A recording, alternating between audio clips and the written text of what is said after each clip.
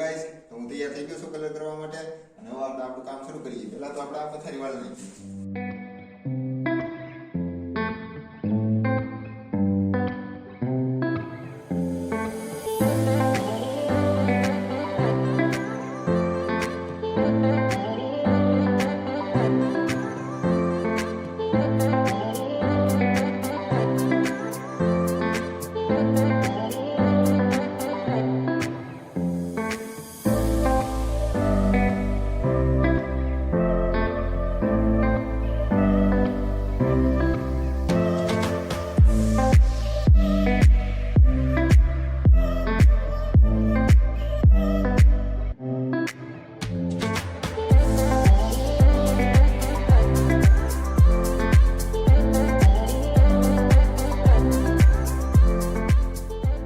Hello guys, તો finally આપણું colour કામ એ બધું પતી ગયું છે. તમે પાછળ જોઈ શકો છો કે મારી આખી રૂમ છે એ બધી મેં કલરની કરી નાખી છે અને બધો કલર મોસ્ટ ઓફલી મેં જ કર્યો છે. બાકી થોડો થોડો મારા ઘરને મદદ કરી છે.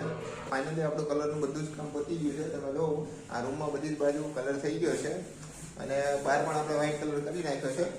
કાલથી કલર કરતો હતો તો આજે મેળ આવ્યો છે.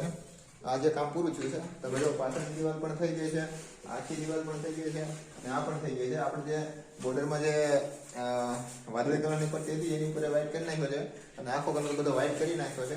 અને તમે જો હવે લાગે યારે કંઈક પ્લાસ્ટર એટલે કલર હરખું લાગતું એ રીતે લાગે છે અને થોડુંક બસ આ રીતનું કર્યું છે ને હવે બધું આપણું કામ પતી ગયું છે. હવે કાંઈ કામ બાકી છે નહીં એટલે હવે કાલથી બસ વાંચવા લાગી જવાનું છે.